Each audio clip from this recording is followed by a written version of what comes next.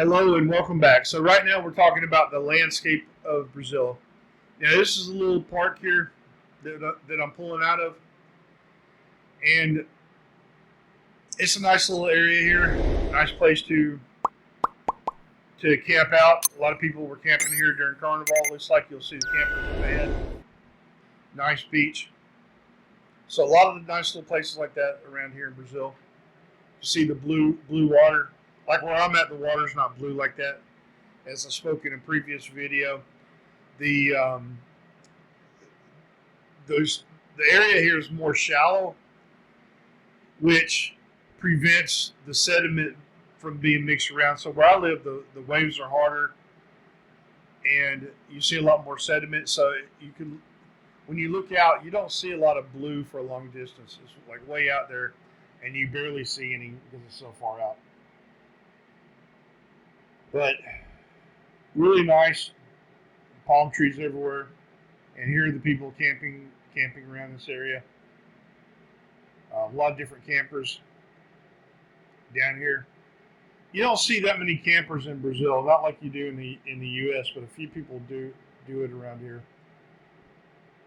I think because probably the cost of a camper down here is probably about the same as the cost of a house. So nice, nice place. There's sort of a hotel over there. It's kind of like they have a lot of these small hotels, and probably nothing like the Holiday Inn, anything like that. But it's sort of, and not that the quality is going to be bad. You're probably going to get very clean service, great food, things like that. It probably depends on the owners.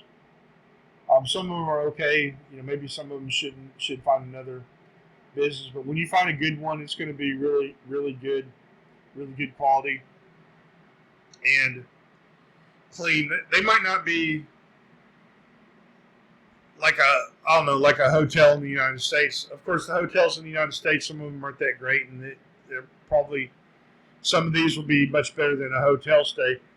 But of course, you might rent out a place. You got to realize that they're not expecting to have the same.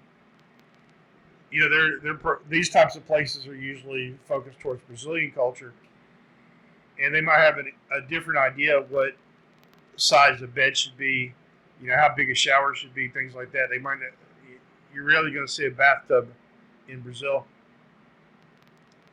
so it's going to be different, but it's still going to be good. And there's some nice hotels down here, and there's some bad ones too. But sometimes people might build a hotel, and they're building it just to get by, and they're going to get customers because a lot of people are not going to be that picky. They might have to have lower prices, but it's just the way things happen sometimes.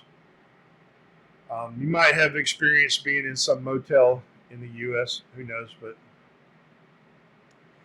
now most of the traffic lights here I think all of them are based on timing. They don't have any kind of sensors in the roads or anything like that to change the lights. So that's one thing down here. I don't think they have any push buttons anywhere either. Somebody could push the button. So basically, we stopped here at a pedestrian crosswalk, and no one crosses the road. So that's one of the bad things. So I think that creates more traffic down here, and that's a little bit of a problem. But not much. It's not going to ruin anybody's life. So going back to, let me try to stick to the topic here, but going back to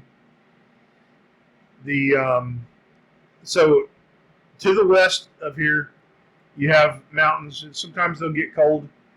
Southern Brazil, it'll snow in some places, and they can have some pretty good snow down there too. It'll get below zero down there, so it's kind of a cold area. And down in southern Brazil, the landscape is beautiful down there. You'll see more pine trees, and there's a specific type of pine tree that's really nice looking. And you can't. It's illegal to cut down now because they cut down so many. Really nice wood, but it's called a araucaria, something like that. And it's a big, huge pine tree.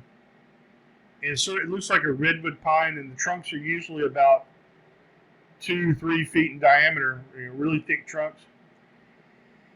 The redwood on the pine tree sort of look like the German pine trees. In my biology class, I sort of tried to compare those two as maybe an example of what's it called, diversion, or conversion, diversion. So who knows? But anyway, those pine trees are pretty awesome looking. I can see why they would use them for wood, because they're tall and they're straight. But they probably would have gone extinct if they were not prohibited. But if you go to southern Brazil, you'll see those everywhere, and that's a really nice part of the scenery. Even if you go to Paraná, you'll start seeing Paraná is considered part of southern Brazil. If you go into the Santa Catarina, which is second to the most southern state, is where most of the Germans went to. So several of the cities in that state are extremely Germanic. So Rio has a lot of Germanic cities, but nothing to the degree that like some of the places where I've been around here, the signs are in German, and there are probably people speaking German. I could imagine. I haven't heard any, but when you go to southern Brazil, they still speak German. As a matter of fact, I was in Paraná one time, and this girl came up to me, and I guess she thought I was German, because she could tell that I was a tourist just by the way I was dressed, and I looked German. So she started speaking to me in German, and we had a little bit of a conversation. I thought it was interesting. I asked her, well, which part of Germany are you from? Because her German was perfect. And she said, I'm not from Germany. I'm from Santa Catarina. So she was from the Germanic part of Brazil. And there's some towns down there that they have Oktoberfest every year.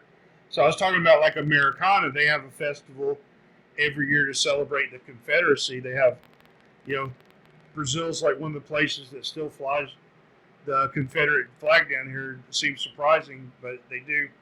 And in that town, when they have the festival, it looks like, maybe someplace in South Carolina having a party. But they also have these German parties. They dress like Bavarians. I mean, it looks very Germanic with these Oktoberfest and the traditions that they do, where they, where they cut the wood and chop, all these things that are probably outlawed in Germany, maybe because it's kind of dangerous looking, chopping towards somebody's foot and jumping out of the way. So they do a lot of these Oktoberfests and have these parties down here, very, very culturally Germanic and very interesting. I would definitely like to go to southern Brazil and look at some of those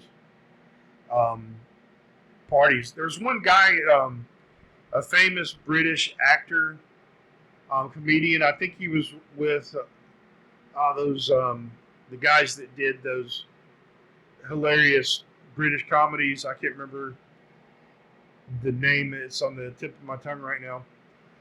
But they did I'm not even going to try to say it at this moment. I'll probably come to mind while I'm talking. And I'm about to finish here. I'll get the next one. But he did a documentary of the Germanic culture down there. It's very interesting. So, talk to you later. Thank you for joining me on this Brazilian adventure. If you enjoyed exploring Brazil with me, don't forget to give this video a thumbs up. Subscribe to Lost in Brazil for more exciting content, and hit the notification bell so you never miss an update. Share your thoughts and questions or suggestions in the comments below. I love hearing from you. And until next time, obrigado and safe travels.